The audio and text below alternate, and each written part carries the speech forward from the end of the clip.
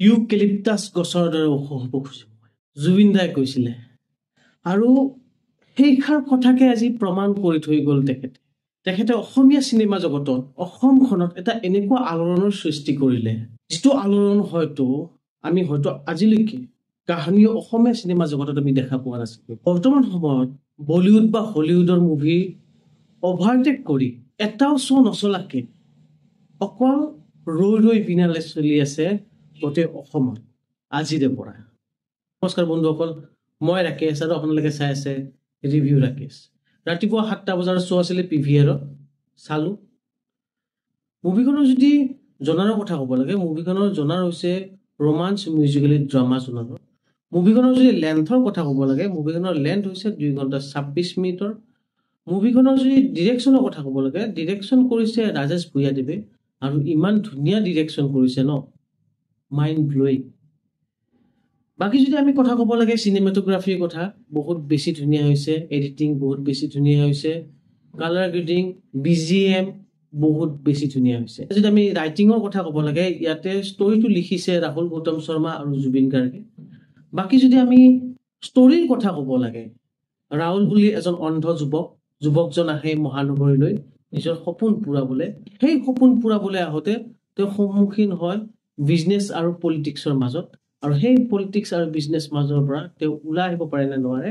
এয়া যদি জানিব লাগে চাব লাগিব ৰৈ বিনালে বুলি মুভিখন যদি আমি ইয়াতে এক্টিঙৰ কথা ক'ব লাগে ইয়াতে এক্টিং কৰিছে জুবিন গাৰ্গৰ উপৰিও আচুৰ্য বৰপাত্ৰ জয় কাশ্যপ মৌচুমী আলিফা আঙুলতা যদি আমি অভিনয়ৰ কথা ক'ব যাওঁ ইয়াতে জুবিন দাই যিটো কেৰেক্টাৰ প্লে কৰিছে মেইন লিড কেৰেক্টাৰটো এজন অন্ধৰ কেৰেক্টাৰটো এটা বহুত ডাঙৰ চেলেঞ্জৰ কথা এজ এ অন্ধ হিচাপত এক্টিং কৰাটো আৰু তেওঁ সেই চেলেঞ্জটোক একচেপ্ট কৰি ইমান ধুনীয়াকে অভিনয় কৰিছে ইয়াত কোনো ধৰণৰ খুঁটি ৰখা নাই ইমান নিয়াৰিকে তেওঁ এক্টিং কৰিছে ন চাই আপোনালোকে সঁচাকে বহুত আনন্দিত হ'ব জুবিন দাই সঁচাকে এই মুভিখনত তেওঁৰ জীৱনৰ সৰ্বশ্ৰেষ্ঠ অভিনয় কৰিছে ইয়াৰ লগতে আচুৰ্য বৰপাত্ৰৰ এইখন প্ৰথম মুভি হয় মৌচুমী আলিফা তেখেতে লিড কেৰেক্টাৰটো কৰিছে আৰু এওঁলোকক বাদ দিও বাকি যিমানখিনি কেৰেক্টাৰ আছে ভিক্টৰ বেনাৰ্জী হওক কৌশিক ভৰদ্বাজ হওক